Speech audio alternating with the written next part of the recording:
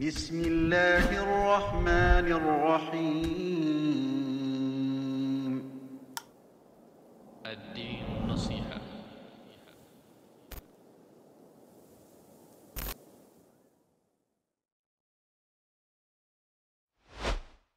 Trois points de la foi sont cités dans le hadith. A'laha qul la ilaha illallah. Le niveau le plus de la foi, c'est le fait de dire la ilaha illallah. Donc c'est parole. Après, il a dit adnaha imatatul adha an tariq. Le niveau le plus bas, c'est d'enlever une chose qui dérange les gens dans le passage. Donc ça, c'est un acte des membres. Il a dit wal haya'u min al iman. La pudeur fait partie de la foi. Et ça, la pudeur, c'est un sentiment intérieur. D'accord? La pudeur, c'est un sentiment intérieur qui se reflète par la suite par un comportement. Cette pudeur fait partie de la foi et là à comprendre de quelle manière. Ma hiya al-haya? Al-haya wa khuluqun yamna'uka an al-qaba'ih wa al-fawahish min al-a'mal wal qawl wa ghayr dhalika. C'est une chose que tu as en toi, cette pudeur, qui t'empêche de faire des choses indécentes. Car souvent, les gens, ils ont attribué la pudeur au fait de cacher des parties du corps. On dit ça, ça fait partie de la pudeur, mais ce n'est pas que ça, la pudeur. D'accord?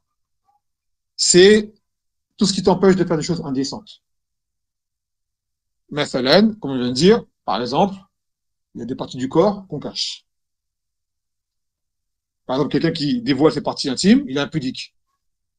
Mathalan, quand le Nabi sallallahu alayhi wa sallam, al-mar'a, yani awra. La femme est entièrement une partie intime. C'est pour ça que la femme elle est couverte entièrement, depuis à la tête. Car en elle-même, elle ne peut rien faire apparaître de son corps. L'homme, c'est moindre. L'homme, c'est moindre. Par exemple, la femme, elle est obligée, lorsqu'elle fait la salade, de se couvrir entièrement, à part le visage et les mains. Pourquoi? Car elle est une awra à la base, une partie intime en elle-même.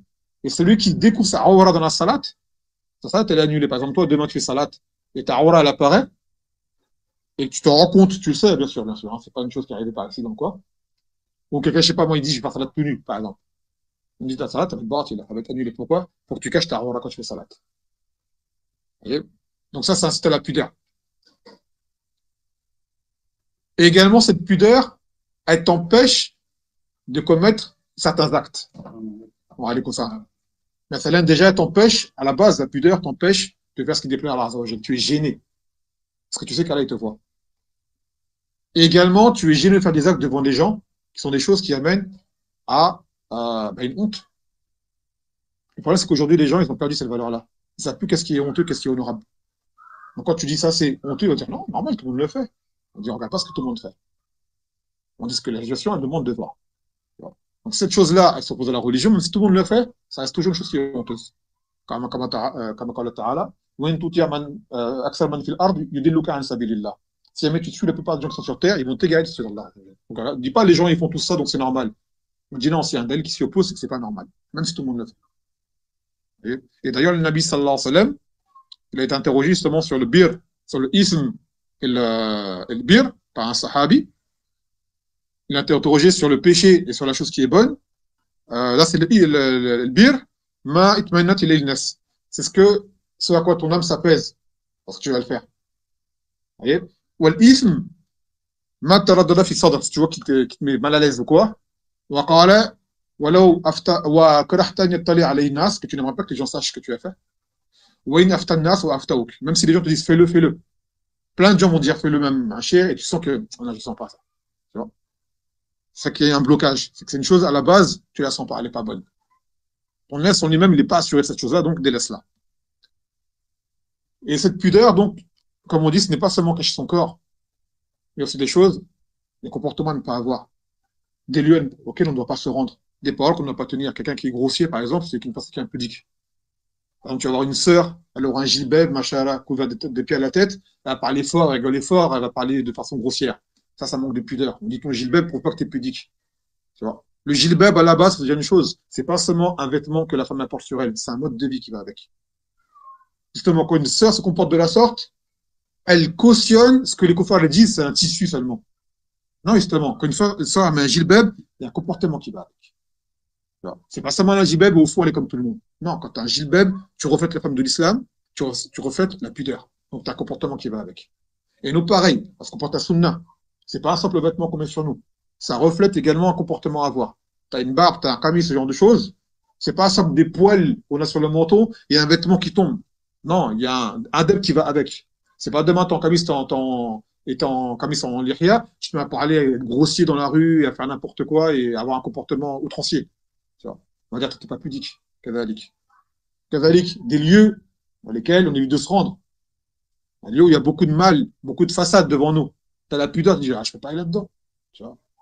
Je peux pas aller là-dedans. Quand le Nabi sallallahu alayhi wa sallam, il dit, lam tastahi, fastan ma'ashit. Si tu n'as pas de gêne, fais ce que tu veux. Les gens pudiques, ils font ce qu'ils veulent. Ils s'en fichent. Il va là, il dit ça, il fait ça, ils s'en fichent.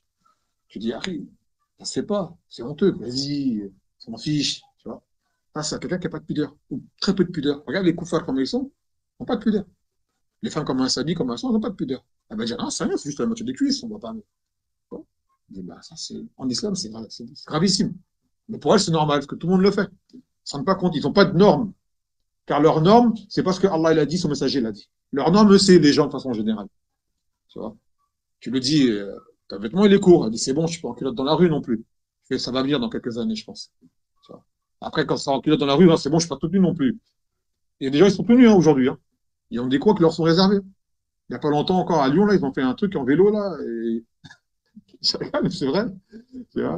Voilà, ils sont tout nus en vélo, sans disant pour lutter contre le, je sais pas, un truc qui est lié à l'écologie. Je fais, mais t'as besoin d'être tout nu pour représenter l'écologie. Ça, c'est la perversion, c'est pas une manifestation ou une contestation. Ça, c'est la perversion. Habille-toi et sors en vélo, c'est sortir en vélo. Qu'est-ce qu'on a besoin de voir ton corps pour ça? C'est juste un pervers, c'est tout, tu vois. Bref.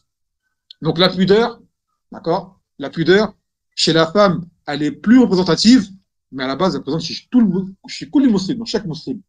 قالت عائشة أن النبي صلى الله عليه وسلم كان أشد حياء من العذراء في خزرها. Que le Nabi sallallahu alayhi wa sallam était peu pudique en lui-même qu'une jeune vierge au fond de sa chambre. Imagine-toi une jeune vierge, c'est-à-dire une fille qui n'a jamais connu d'homme, qui n'a pas été mélangée aux hommes, comment elle est, pudique, au fond de sa chambre. On n'a pas dit là dans un coin, au fond de sa chambre. Il n'y a personne. Le sallam était plus pudique que cette personne-là, pour vous dire. Donc quand tu vois par exemple des femmes qui parlent avec un homme, elles le fixent, elles parlent à l'aise, il y a un manque de pudeur. Pourquoi? Ici, elles ont été habituées à ça. Même nous, quand on parle avec une femme, on arrive à la fixer dans les yeux sans être gêné, c'est qu'on a un manque de pudeur. Normalement, on doit baisser le regard. Qu'elle soit belle ou pas belle. Elle va dire, ça va, elle est pas belle, ça n'a rien à voir, elle reste une femme. Même si elle est pas belle, elle plaît pas, elle reste une femme. Tu ne peux la fixer dans les yeux et la regarder. Et la sœur, pareil.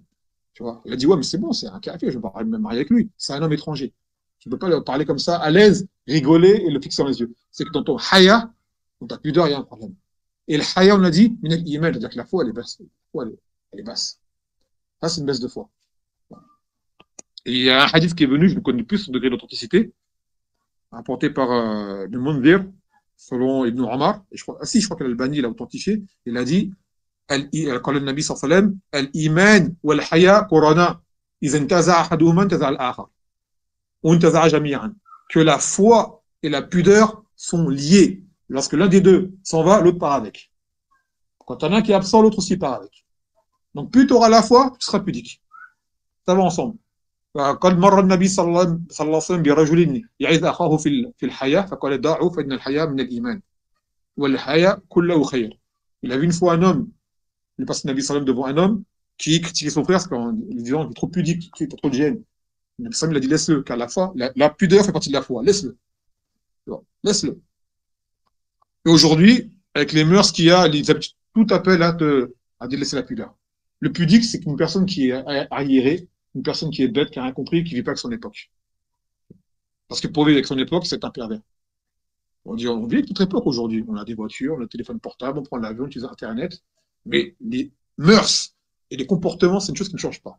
C'est comme l'être humain, son corps, son physique, ça ne change pas. Ça va avec. Évoluer, pour eux, ça veut dire se pervertir. On dit, il ne faut pas confondre entre l'évolution, le progrès de technologie et la perversion. Ça n'a rien à voir. Faire des avions plus rapides, faire des voitures plus perfectionnées et faire tous les accessoires matériels, ça va pas avoir le lien avec tout comportement à nous. Le comportement, il change pas. Mais eux, ils ont tout mélangé. Si ça évolue, toi aussi tu dois évoluer. C'est-à-dire, ben, tu deviens pudique. Tu deviens pudique. Donc ça t'invite par rapport à l'iman, par rapport à l'haya, et surtout dans un pays comme la France, où le haya, on te le tue. On t'éduque depuis petit, il mélange les hommes, les garçons et les filles, il les déshabille depuis l'enfance pour être dénudés ou faire partie des parties scientifiques, c'est normal, c'est pas un problème pour eux.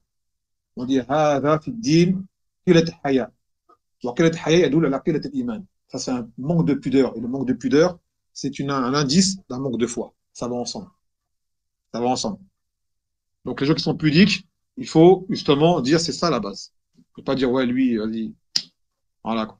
Comme on nous apprenait à l'école. Quand tu as une fille qui était pudique à l'école, avant on se moquait d'elle. Tu vois, eh ben, elle avait raison. Chacun était sur la vérité. Et nous, on n'avait rien compris. Voilà, voilà, Azbillah.